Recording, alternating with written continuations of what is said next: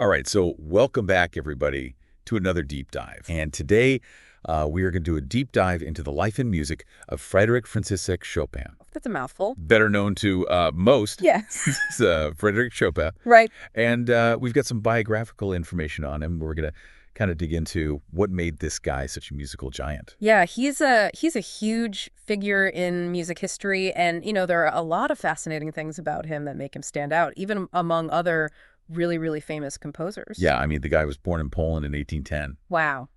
And, later on, he kind of adopted the more French Frédéric Right. after he moved to Paris. Mm-hmm. But, I guess one question to start off with is, do you think that name change was just like a practicality thing, or was it like a more symbolic thing? Well, I mean, it was a time of a lot of change in Europe. This is early 1800s, Okay. and Poland was actually under foreign rule at the time. So Wow. you have to imagine sort of this context of kind of this political turmoil. And then he leaves right before the November Uprising in 1830. Wow. So you can imagine the weight of that decision to Yeah. leave his homeland at right before a revolution like that. Yeah, I mean, talk about a turning point in his life. And just to add to that, Yeah. he goes to Paris, which is like the heart of the Romantic movement. Exactly. He's this incredibly talented pianist, and everybody's telling him, like, hey, you should go play these big concerts. Uh-huh. But instead, he chooses to play in these small, intimate salons. Well, I think it speaks to, what he valued as an artist. Oh, yeah. These salons were very intimate spaces. You can imagine candlelight people, kind of hushed whispers, and then you have Chopin at the piano. Right. And it wasn't about spectacle. Right. It wasn't about being this big, performer on stage. It was really about connecting with people on a personal level through his music. It's like he really wanted people to feel the music, Exactly. not just like hear it, It's so... But even in those settings, he was still making a name for himself. I mean, he was absolutely. selling his compositions and teaching piano lessons to, like, high society. Well, yeah, I mean, he was in high demand, and this is how he, supported himself. Yeah. But, through these connections, he ends up meeting other huge figures like Liszt and Schumann. Yeah, those are some big names. I mean, these were the giants of the era, and they weren't just being polite when they praised Chopin. Right. I mean, Schumann, when he reviewed Chopin's variations on La Ci Darem la mano, Wow. he said, and I'm quoting here, "Hats off, gentlemen, a genius." Wow, that's high praise. Yeah, and it's because Chopin was doing something new. Right. Not just with his incredible technique on the piano, but with the way he used harmony and the way he structured his pieces. Right. He was really pushing the boundaries of what music could be. So speaking of pushing boundaries, what about that trip to Mallorca Oh, yeah, that's a fascinating episode. that he took with George Sand? George Sand, yeah, she was a very famous writer at the time. All right. And their relationship was, I think it's safe to say, a little bit tumultuous. Yeah, kind of rocky. Yeah, but, despite all the drama and the difficulties they faced during that trip, it was a really productive time for Chopin in terms of composition. Really? Yeah, and I've always wondered, is there a connection there?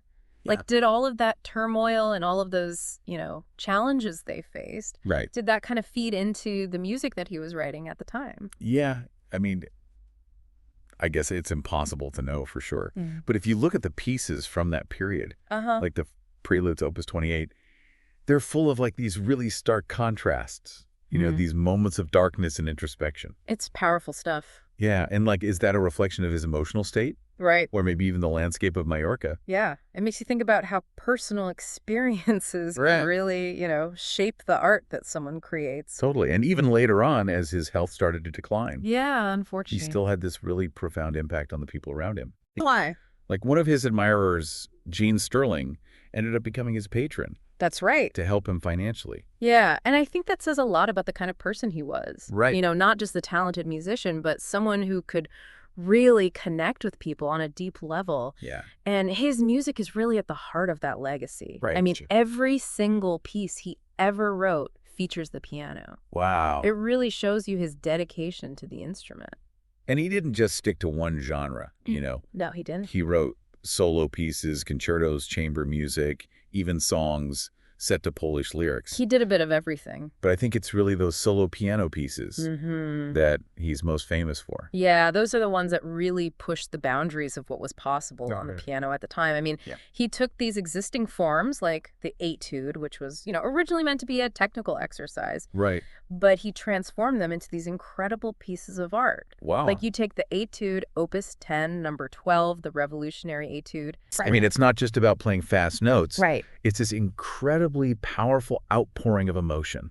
Wow. And some people think it was even inspired by the failed Polish uprising. Wow. So all of these influences, right? Yeah. You've got Polish folk music. You've got the classical tradition of Mozart and Schubert. Yeah. You've got the romanticism of the Parisian salons. Right. And he's channeling all of that through the piano. It's an amazing blend of style. Yeah, it really is. And it's why his music continues to resonate with people even today. Right. I mean, he didn't just master the piano. He really expanded what it could do. Yeah, and his influence on later composers is huge. I mean, Debussy, Rachmaninoff, Scriabin, they all owe a debt to Chopin for his innovative approach to harmony, form, and technique. It's crazy to think how much impact one person had. Yeah, especially in a relatively short lifespan. Right. I mean, he died at 39. Yeah, a real tragedy. I mean, think about it, his captivating music. His early fame, his ties to these political upheavals, his personal life, his early death. Yeah, it's all very dramatic. It's no wonder he became like a symbol of the entire Romantic era.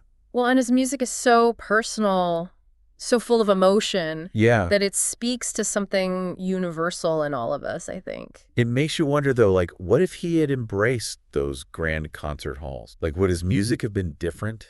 It's hard to say. Would it have lost some of that intimacy, some of that raw emotion?